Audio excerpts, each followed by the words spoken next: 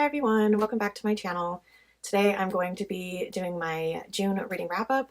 I unfortunately didn't read that much this month, especially off of my physical TBR shelves. I have 3 books off of my physical TBR, which is better than nothing, but it's just been one of those months. I'm glad that June is over and hopefully July will be a lot better. But to get into it, the first book off of my shelves was actually a DNF, and that was Ancillary Justice by Ann Leckie.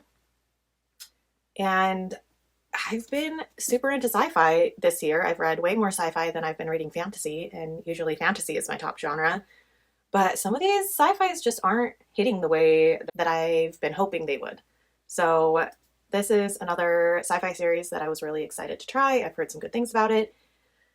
And it just wasn't for me. I read about 3 chapters and then dropped it. So this will be leaving my collection. The next book I have will also be leaving my collection, but I did finish it.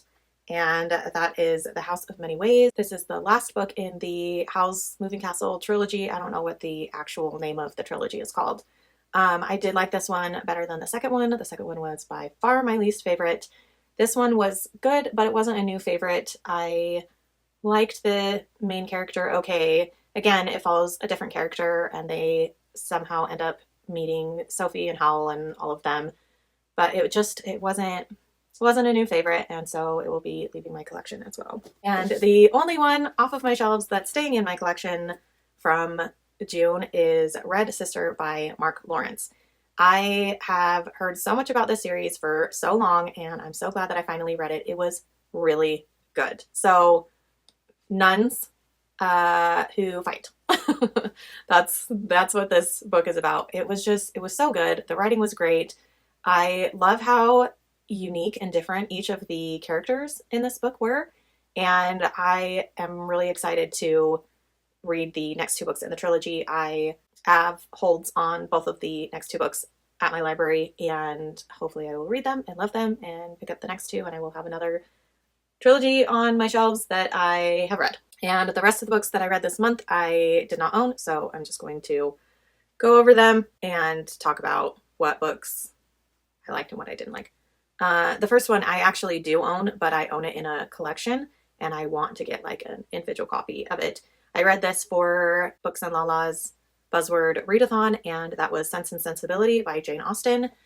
I feel like Pride and Prejudice is probably Jane Austen's like most famous, and I do agree that the story is the best in my opinion. I like the story in Pride and Prejudice the best, but for love interests, Sense and Sensibility has the best love interest. Like, you can keep your Mr. Darcy and fangirl over him. Colonel Brandon, okay? By far, in my opinion, I have almost read all of Jane Austen's works. I think I have 2 left. Colonel Brandon is the best love interest that Jane Austen wrote, in my opinion. So, just gonna put that out there. So let's do something different this time. I usually go from my least favorite to my most favorite, and for the ones that I don't own, I'm gonna start with some of my favorites. So The Warm Hands of Ghosts by Catherine Arden. I read this last month. Was not expecting it to be as good as it was. I really, really loved this book. It was a 5-star. I can't wait to get my own copy of it. It was really good. The next one that I have that I also gave a 5-star and that I will want to pick up really soon is The Drowned Woods by Emily Lloyd Jones. And I have read, is it Bone Houses? She has another book that I read last year and I liked it, but it wasn't a 5-star, and this one is a 5-star, and I can't wait for her next book to come out because she just writes really great, creative fantasy, and I feel like it's the type of YA that is just as good for adults as it is YA. Like, I just really enjoyed it. So the next book that I have was actually a 3-star. That was The Writing Retreat by Julia Bartz. I think the premise of the book was really good. I think that some of the twists were pretty good. Overall, I really didn't like any of the characters in the book. I had a really hard time sympathizing with some of the things that these women go through, and it just, like, I don't know, some of the drama was very high school drama-y, and it wasn't for me. It wasn't a new favorite. I have been reading more thrillers and mystery. I've been trying to get into a little more horror, and this is one of those that people were saying like, oh, it's kind of like a thriller with like horror aspects. I don't think it's very horror at all. But yeah, it wasn't for me. And then I had one, two, three DNFs this month.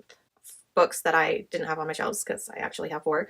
And those were A Fragile Enchantment by Allison Saft, Shudder by Ramona Emerson, and The Seventh Perfection by Daniel Polanski. So with A Fragile Enchantment, I just didn't care for the characters. I thought they were fine, but I didn't think, like, they weren't very fun to follow, in my personal opinion.